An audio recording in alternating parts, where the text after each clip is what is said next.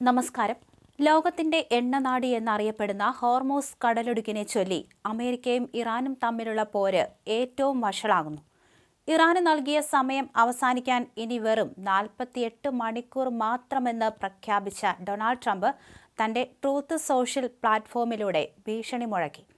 അതേസമയം ട്രംപിന്റെ ഭീഷണിയിൽ അക്ഷരത്തെറ്റ് വരുത്തിയത് ഇപ്പോൾ സോഷ്യൽ മീഡിയയിൽ പരിഹാസത്തിന് വഴിമാറിയിരിക്കുകയാണ്. എന്നാൽ ഈ അക്ഷരത്തെറ്റിനേക്കാൾ ഭയാനകമാണ് ട്രംപിന്റെ ഉള്ളിലിരിപ്പ്. എണ്ണ പിടിച്ചെടുക്കാം, വലിയ ലാഭമുണ്ടാക്കാം എന്ന ട്രംപിന്റെ തുറന്നു പറച്ചിൽ ലോകത്തെ ഞെട്ടിച്ചിരിക്കുകയാണ്. ഇതിനിടയിലാണ് ഇറാന്റെ മിസൈൽ ശേഷി തകർത്തുവെന്ന ട്രംപിന്റെ അവകാശവാദത്തെ വെല്ലുവിളിച്ചുകൊണ്ട് അമേരിക്കയുടെ അത്യാധുനിക F-15E വിമാനം കഴിഞ്ഞ ദിവസം ഇറാൻ വെടിവച്ചിട്ടത്. പൈലറ്റിനായുള്ള തെരച്ചിൽ തുടരുന്നതിനിടയിലും യുദ്ധത്തിന്റെ കനലുകൾ ആളിപ്പടരുകയാണ്. ഫ്രഞ്ച് കപ്പലിന് കടന്നുപോകാൻ അനുമതി നൽകിയ ഇറാന്റെ നയതന്ത്ര നീക്കം നാറ്റോ സഖ്യകക്ഷികൾക്കിടയിൽ വിള്ളലുണ്ടാക്കുമോ എന്ന ചോദ്യവും ഉയർന്നു. അമേരിക്കയിൽ ഗാലണിന് $4 കടന്ന പെട്രോൾ വില ട്രംപിന്റെ കസേര തെറിപ്പിക്കുമോ? യുദ്ധം പരിധി വിട്ടെന്ന് റിപ്പബ്ലിക്കൻ വോട്ടർമാർ പോലും ചിന്തിച്ചു തുടങ്ങുമ്പോഴും സർവനാശം വിതയ്ക്കുമെന്ന ട്രംപിന്റെ പ്രഖ്യാപനം കാര്യങ്ങളെ കൂടുതൽ സങ്കീർണമാക്കുകയാണ്. ഒത്തുതീർപ്പിന് തയ്യാറാകാനോ ഹോർമൂസ് കടലിടുക്ക് തുറന്നു കൊടുക്കാനോ ഇറാന് ഞാൻ 10 ദിവസം സമയം നൽകിയത് ഓർക്കുക. സമയം അതിക്രമിച്ചിരിക്കുന്നു.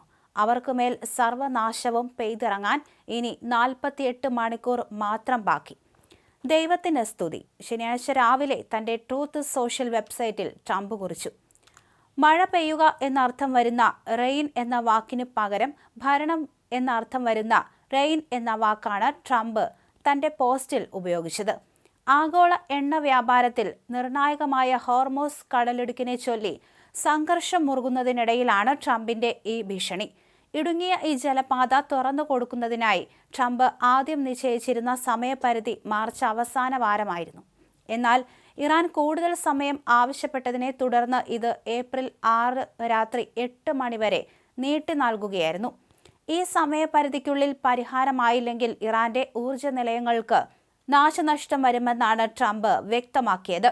എന്നാൽ ജനീവ കൺവെൻഷൻ പ്രകാരം ഇത് നിയമവിരുദ്ധമാണ്. നമുക്ക് കൂടുതൽ സമയം ലഭിക്കുകയാണെങ്കിൽ എളുപ്പത്തിൽ ഹോർമൂസ് കടലിടുക്ക് തുറക്കാനും അവിടുത്തെ എണ്ണ പിടിച്ചെടുത്ത് വലിയ ലാഭമുണ്ടാക്കാനും സാധിക്കും എന്ന് വെള്ളിയാഴ്ച അദ്ദേഹം സോഷ്യൽ മീഡിയയിൽ കുറിച്ചിരുന്നു. ഫെബ്രുവരി 28-ന് ഇറാനിൽ യുദ്ധം പൊട്ടിപ്പുറപ്പെട്ടത് മുതൽ ഹോർമൂസ് കടലിടുക്ക് തർക്ക വിഷയമായി തുടരുകയാണ്. ലോകത്തിലെ എണ്ണ വിതരണത്തിന്റെ ഏകദേശം 20% കടന്നുപോകുന്നത് ഈ പാതയിലൂടെയാണ്.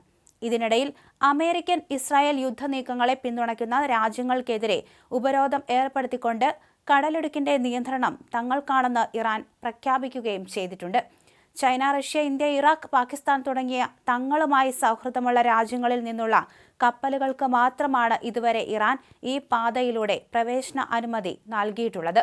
എന്നാൽ വെള്ളിയാഴ്ച ഒരു ഫ്രഞ്ച് കപ്പൽ ഈ കടലിടുക്ക് കടന്നതോടെ യുദ്ധം തുടങ്ങിയ ശേഷം ഇറാൻ അനുമതി നൽകുന്ന ആദ്യ പാശ്ചാത്യ രാജ്യമായി ഫ്രാൻസ് മാറുകയായിരുന്നു.